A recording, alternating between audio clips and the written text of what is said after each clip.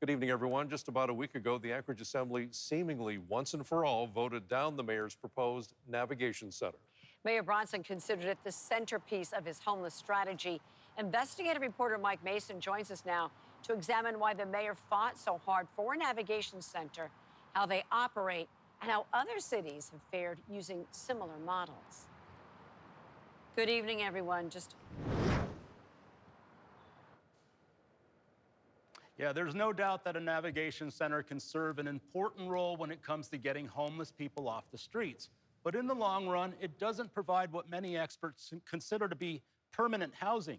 Tonight, we'll look at how one navigation center in Reno, Nevada was cited by Mayor Bronson as an example of how one can function successfully. Meanwhile, during our trip to Texas, Houston officials told us their navigation center is simply a tool that fits into a broader solution. A legitimate housing relief to vulnerable individuals. Mayor Dave Bronson's navigation center near Tudor and Elmore Roads broke ground last year.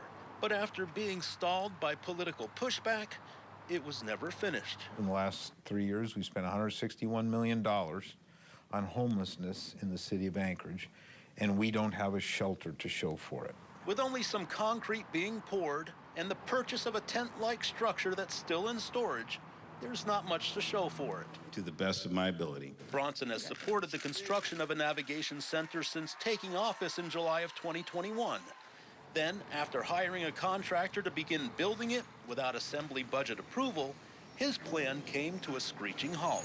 In the end, that's just a prison by another name. Assembly Chair Christopher Constant opposed completing the Nav Center. Is there any objection? And ultimately voted against it. What we don't need is a 1,000-person mass shelter in any neighborhood in this town. But Bronson points to the city of Reno, Nevada as an example of how a navigation center can work. It works very well, and the homeless problems are greatly diminished in Reno.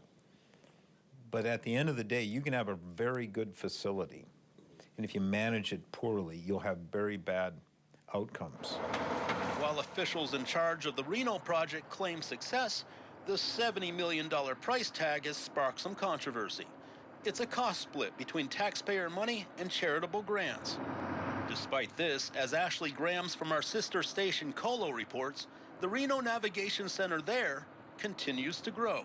Construction already underway at the Nevada Cares campus after Washoe County commissioners approved Phase 3 of the emergency shelter.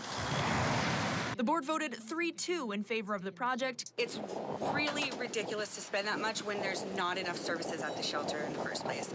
Katie Calling is a homeless advocate who argues there are other shelter models in town that better support the unhoused population. Well, there's Crossroads and there's our place, and they're less than half of the cost per bed of the Cares campus, but their model and their outcomes are way better.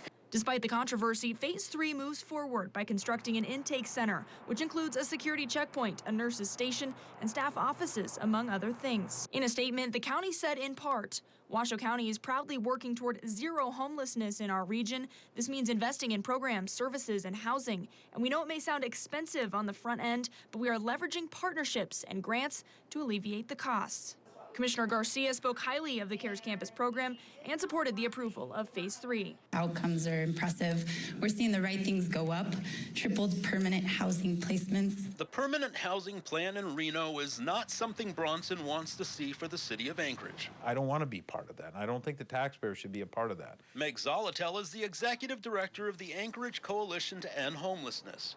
She opposed the mayor's plan to use the navigation center as a large-scale temporary shelter. Any low-barrier shelter needs to follow the best practices, and best practices are small and housing-focused. And so far, I've not seen any operations plans or any specificity to suggest that that's what's being proposed.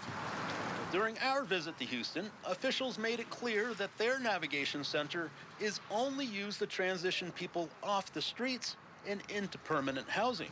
The solution to homelessness and the solution to encampments is housing. The navigation center is just a tool to help us carry it off quicker and more efficiently. Mark Eichenbaum is Houston's homeless advisor. You're doing it backwards if you create a housing navigation center without housing.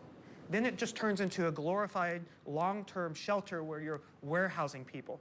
And it gets full very quickly, and it's costly to do, and then you have to keep on building new shelters that no neighborhood wants. Regardless, Mayor Bronson remained laser focused on the Navigation Center. How long will people be in the Navigation Center, do you expect, and where do they go from there? We have people that have lived in Brother Francis shelter for 20 years. If the mayor's argument of why we need a 1,000-person tent is because people are going to stay there and have stayed there for years, he's missing the mark. The mark is break the cycle. The goal for the Navigation Center is 60 days or less. But Bronson argued a Nav Center could have been key to eliminating the homeless problem. Our goal, process-wise, is to manage it intensively to the point that the public, the taxpayer, thinks we have solved it. Since neither side has come to any long-term agreement on housing, Bronson recently proposed flying homeless people out of state. He says without a Navigation Center, he's forced to take desperate measures. So what do I do? So I'm doing this crazy stuff like just trying to get people on an airplane. It comes down to investment. Zolotel feels the mayor is missing the point, since finding people permanent places to live right here in Anchorage is the real solution. We as a community need to do a little bit better job at braiding and leveraging the funding we have so that we're really making sure we're moving all dollars in the same direction, very much like the Houston model where it really comes out of one organization and everyone's agreed to pull in that direction. The tent-like structure the city purchased for the now-dead Navigation Center is currently being stored in a warehouse in Tacoma, Washington. Those storage fees alone are costing taxpayers $5,000 a month. Late this afternoon, the mayor's office told us they're still trying to figure out what to do with it.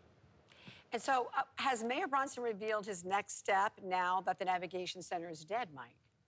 Maria, we asked the mayor's office that question, but so far we haven't heard of any new plans. However, the mayor has repeated his belief that the Navigation Center would have solved most of the significant problems the city is now facing.